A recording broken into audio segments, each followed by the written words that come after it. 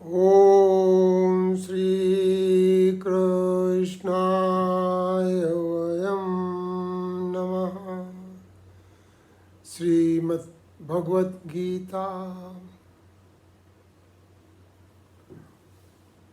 इस समय हम 12वां अध्याय कर रहे हैं और आज 5 प्रवचन के बाद छठा प्रवचन विवेचन हम 17वें श्लोक 17th श्लोक को लेके करेंगे। आज 4 नवंबर 2022 शुक्रवार है और हम 70वां श्लोक, पिछली बार हमने 18-19 किया था, आज 70वां श्लोक कर रहे हैं और इन श्लोकों को हम पिछले श्लोकों के उससे रिलेट करेंगे। भक्त की क्या बात भगवान बोलते हैं और कैसे ये भक्ति, ये कर्म हमारे को ये गुण प्रदान करते हैं और इनकी क्या उपयोगिता है। पिछली बार हमने देखा था कि 12वां श्लोक 17वें और 18वें श्लोक, 18वें और 19वें श्लोक में जो गुण कहे गए हैं उन गुणों को दर्शित करता है। ये बताता है कि अगर हम कुछ कर्म करते हैं तो उस कर्म के अंदर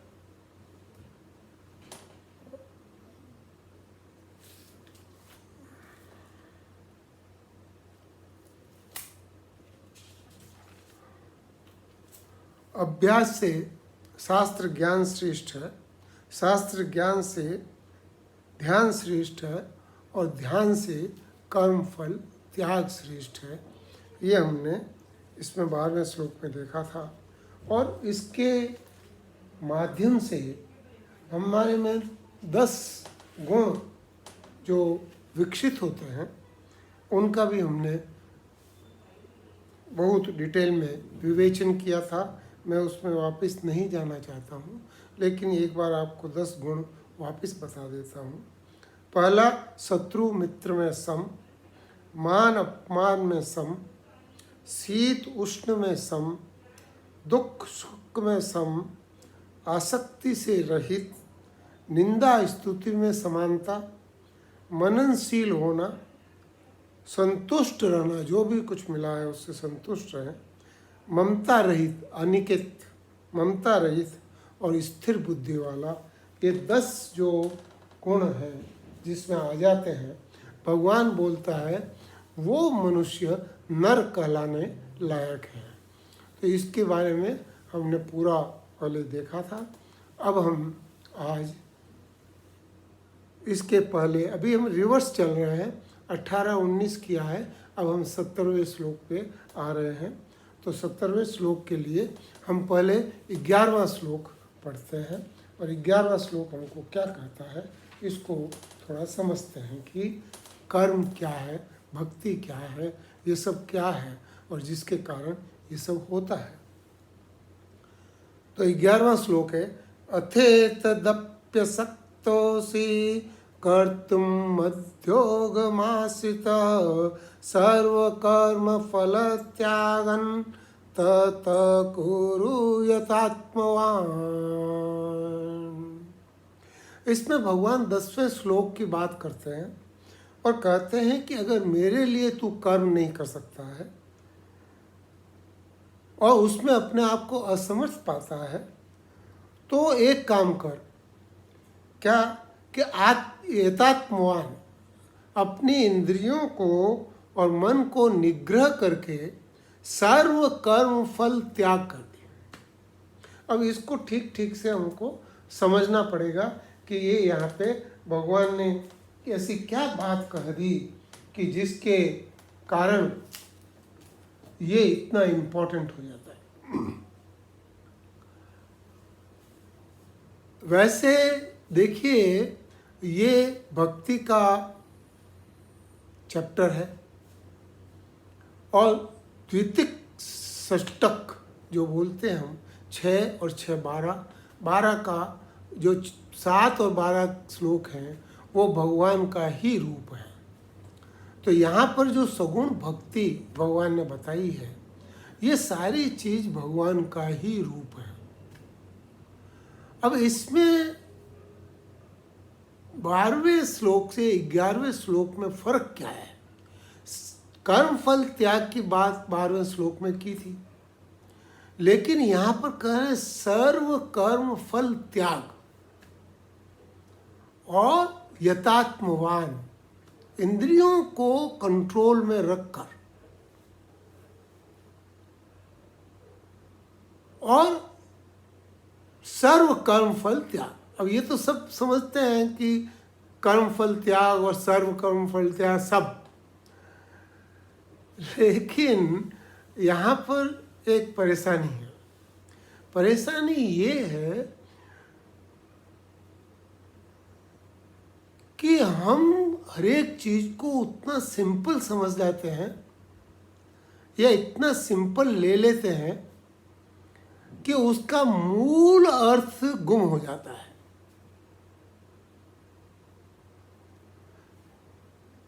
इसमें थोड़ा ध्यान दें। त्याग हमारे सनातन धर्म में या किसी भी धर्म में त्याग को बहुत ऊंचा पद मिला हुआ है। इंद्रिय निग्रह, आत्मवान, इसको भी बहुत ऊंचा पद मिला हुआ है। हमारे में नहीं, सभी धर्मों में है। अगर जैन धर्म देखें तो वो इंद्रिय निग्रह के ऊपर बहुत ज्यादा है,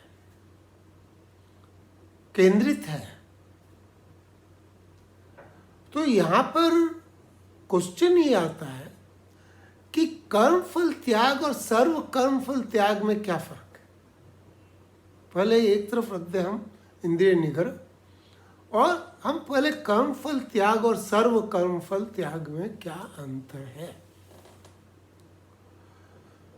देखिए, कर्म फल त्याग करने के साथ क्या चीज लिंक थी? कर्म योग। कर्म योग लिंक होने के कारण कर्म फल का त्याग हम यज्ञ भावना से कर रहे थे, और उसमें सब कर्मों की बात नहीं थी। जैसे कि भगवान ने कई जगह यूज किया है सुकृतिनो, जब अपने 7वें अध्याय में 4 भक्तों की बात की है, अर्थ जिज्ञासु, अर्थार्थी, ज्ञानी, तो वहां सुकृतिनो लिखा है। ये सुकृतिनो होना चाहिए। और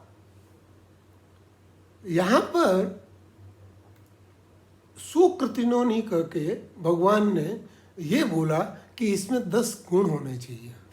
तो वो 10 गुण ही आपको नर या मनुष्य कहलाने के लायक है।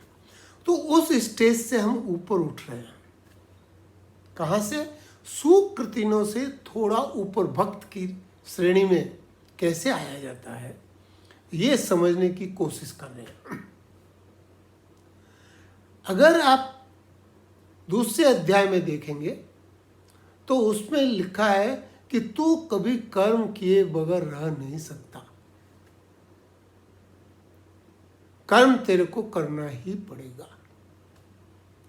आगे आके भगवान बोलते हैं कि तेरे को कर्म, अकर्म और विकर्म का पूर्ण ज्ञान होना चाहिए, क्योंकि इसकी गति महान है।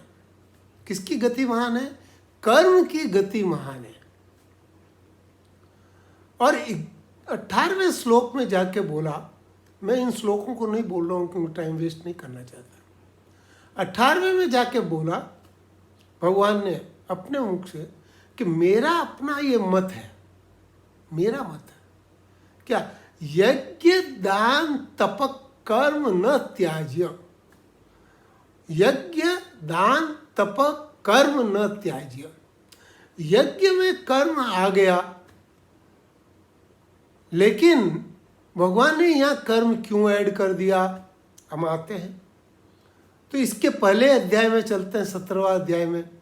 17वें अध्याय में भगवान बोलते हैं कि आहार सात्विक राजसिक तामसिक होता है, यज्ञ सात्विक तामसिक राजसिक होता है, मान लिया भाई। और तब पहले तो बताया 3 तरह के होते हैं, मन से भी होता है, वाणी से भी होता है, शरीर से भी होता है, और इसमें भी सात्विक राजसिक तामसिक होता है। और दान जो है ये भी सात्विक राजसिक दान होता है, ये भी 3 तरह के दान होते हैं।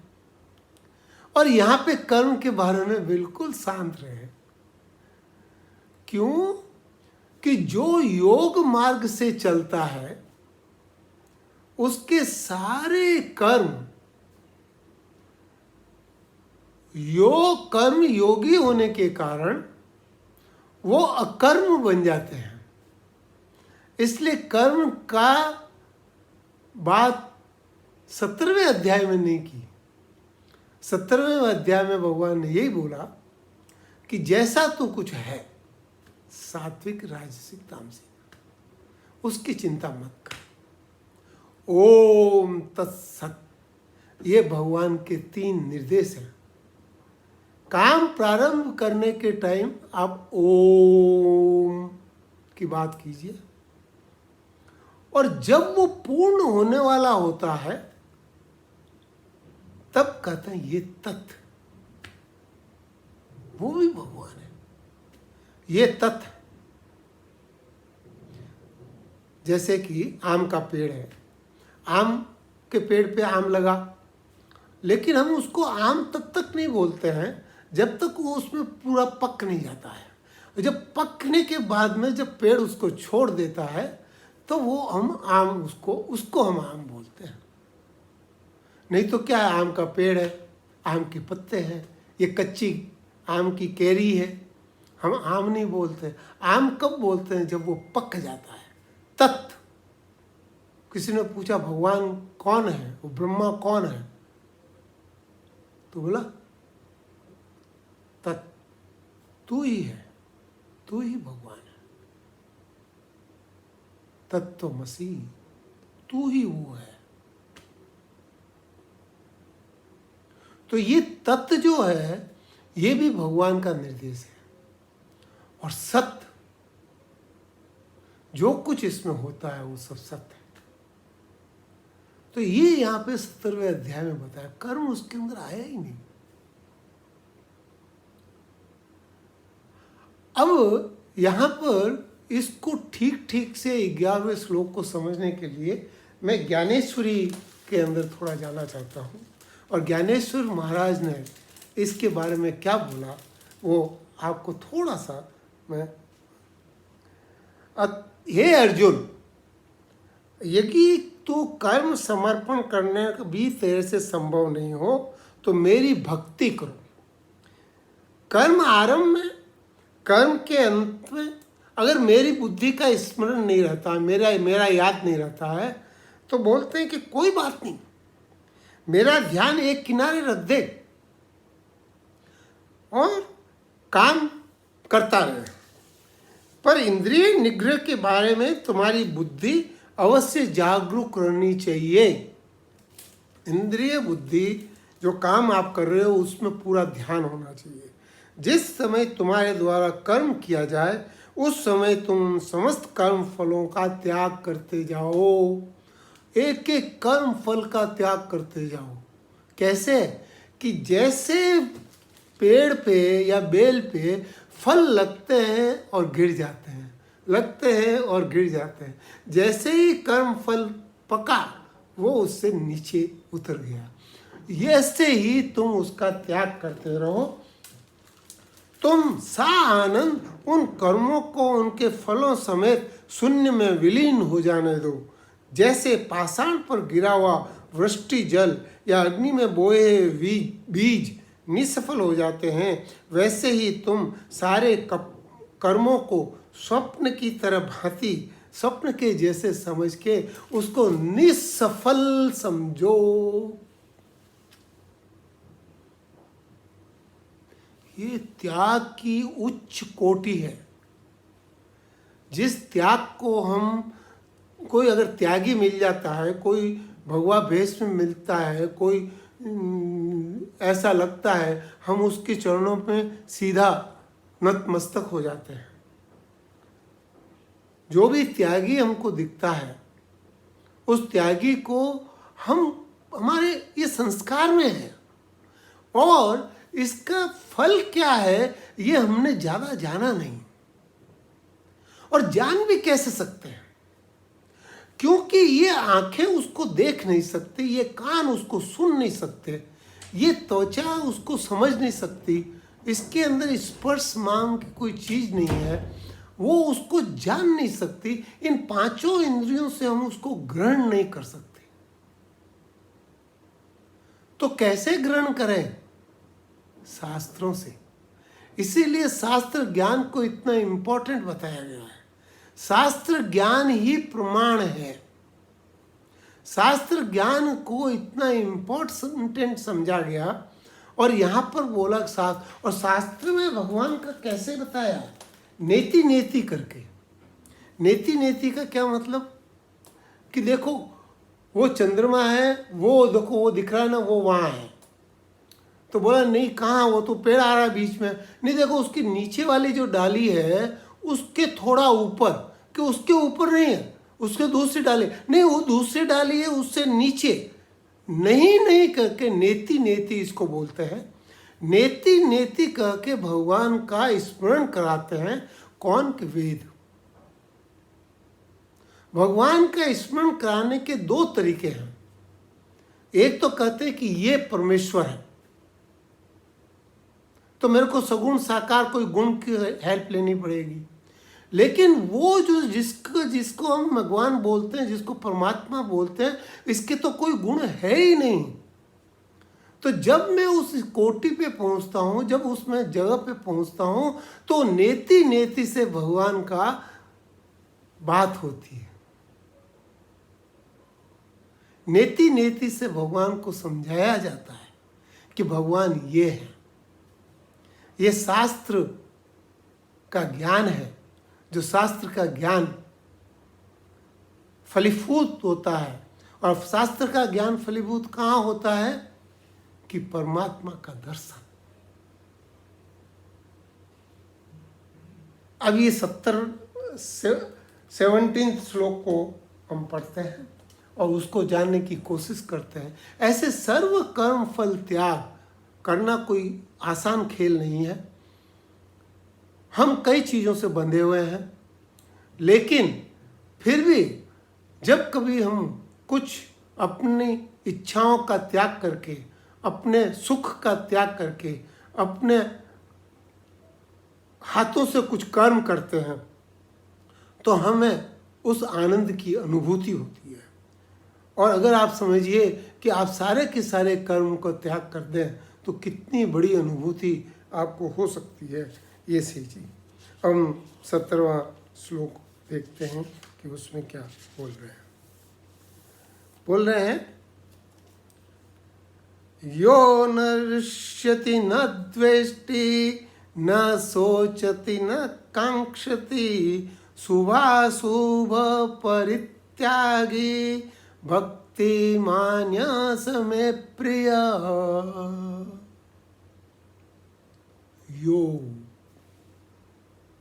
यो से स्टार्ट किया। यो मानो युवो, या इसमें बोलते हैं तत्। और क्या बोला? भक्ति मान्य से में प्रिय।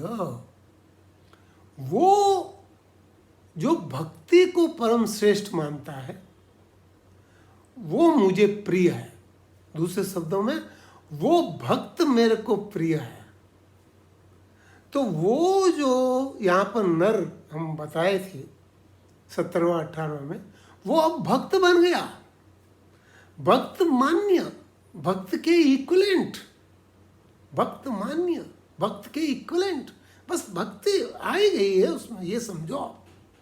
किससे? त्याग करने से और इंद्रियों का निग्रह करने से। तो क्या आया? क्या गुण आया उसके अंदर? यो वो मेरा भक्त न हर्ष्यति न द्वेष्टि, न तो वो हर्षित होता है और न वो किसी से द्वेष करता है। जब मेरे में किसी फल की कोई इच्छा ही नहीं है तो मैं इससे क्या हर्षित हूं और क्या नहीं हर्षित हूं?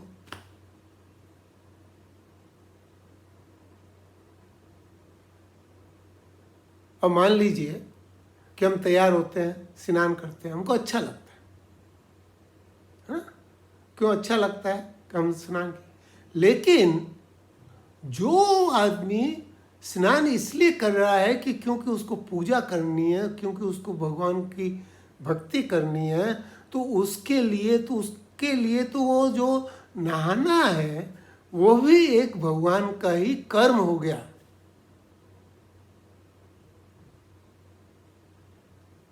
हर चीज उसका नहाना, खाना, उठना, बैठना सब कुछ भगवान के लिए। ये भाव जब हमें आ जाता है तो सर्व कर्म फल त्याग की बात है। ये कहते हैं अगर ऐसा है तो मैं किस चीज के लिए खुश हूं और मैं किससे द्वेष करूं? क्यों, सब कुछ तो भगवान है। मेरा हर कोई काम तो सिर्फ भगवान के लिए ही है, क्योंकि कर्म फल त्याग की भावना जो है, यज्ञ शेष की जो भावना होती है, बचा तो ठीक है, अपना जीवन निर्वाह कर लिया, नहीं बचा तो भी कोई बात नहीं है।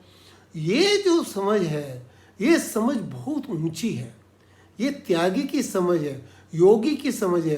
5वें अध्याय में भगवान ने बोला, 6ठे अध्याय में आके, कि हे अर्जुन तू योगी बन। कर्म योगी भी छोड़, ज्ञान योगी भी छोड़, योगी बन। वो योगी कौन है? वो योगी वो है जिसने सारे कर्म फल का त्याग कर दिया, जिसकी इंद्रियां उसके कंट्रोल में है, एक शब्द भी इधर से उधर नहीं जाए। इंद्रिय निग्रह, न हर्षित होता है, न द्वेष करता है, न शोक करता है और न ही कुछ कामना करता है। कोई इच्छा नहीं करता है, न तो वो शोक करता है न कुछ करता है। और तो और उसके मन में ये भी नहीं आता है कि कौन सा शुभ है और कौन सा अशुभ है।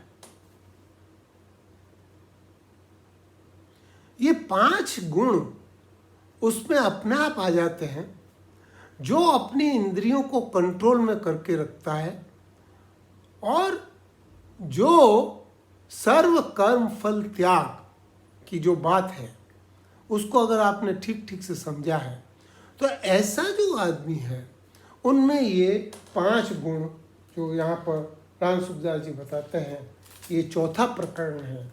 और ये 4थे प्रकरण में जो 5 गुण हैं, ये 5 गुण उसमें आ जाते हैं।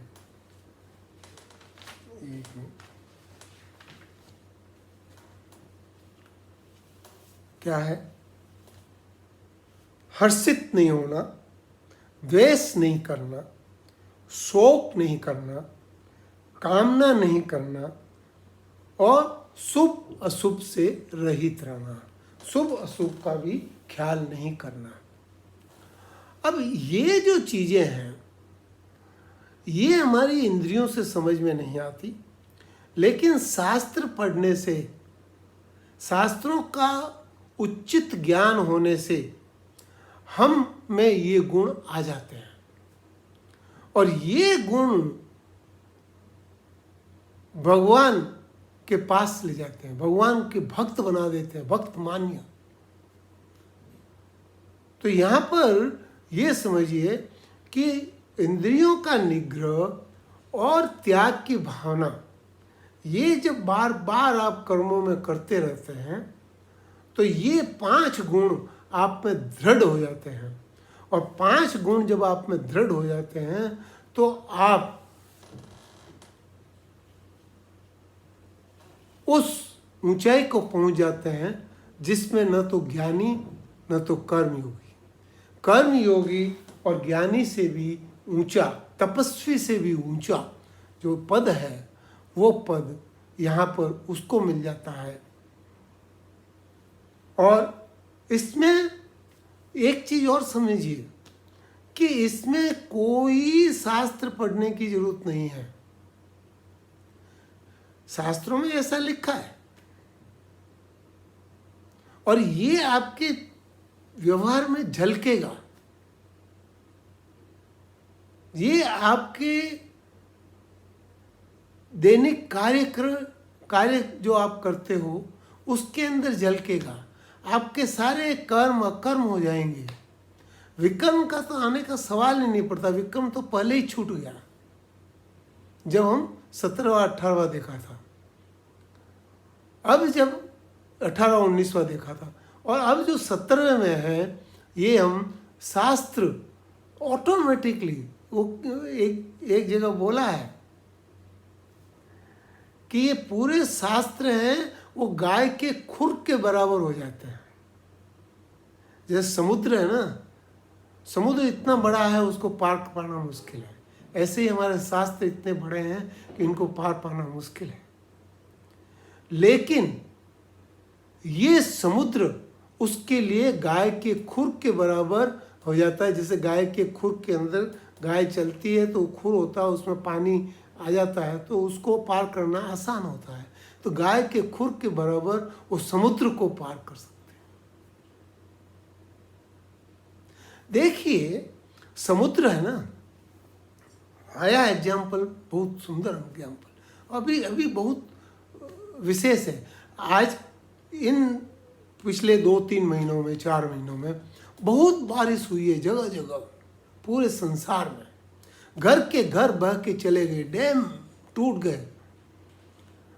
ये जितनी नदियां आती हैं इसमें कितना कचरा होता है, कितना सब कुछ होता है, कितनी मिट्टी होती है, कितने पत्थर होते हैं, सारे के सारे जाके समुद्र के अंदर गिर जाते हैं।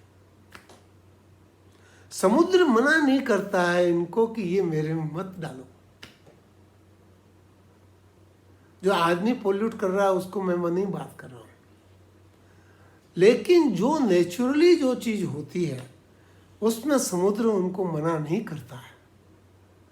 और उनमें सारे समुद्र के जीव चलते हैं। और समुद्र के पानी में कोई खारा ज़्यादा हो जाए, कोई मीठा ज़्यादा हो जाए, या कोई उसमें कुछ चेंजेज आ जाए। समुद्र के अंदर भी नदियाँ बहती हैं, उन नदियों के व्यवहार में कोई चेंज आ जाए, ऐसा कुछ नहीं होता है।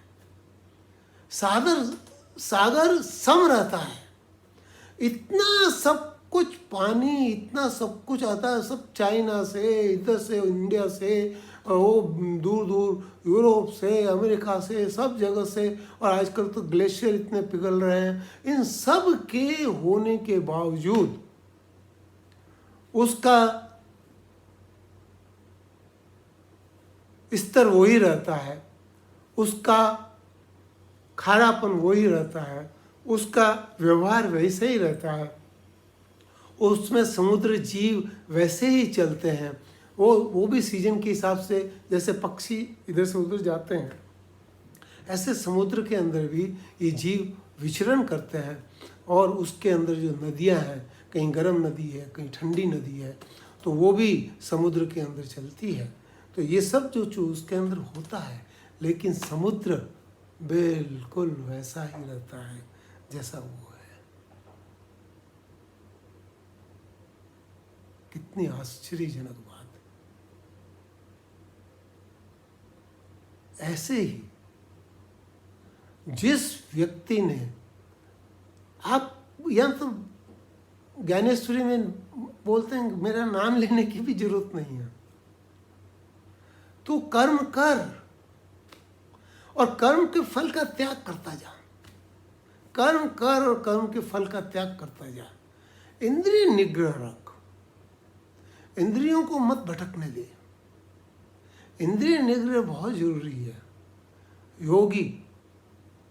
योगी उसी को कहते हैं जो इंद्रिय निग्रह है और वो सारे कर्म फलों का त्याग करता है, अपने जीवन निर्वाह वो करना है बस।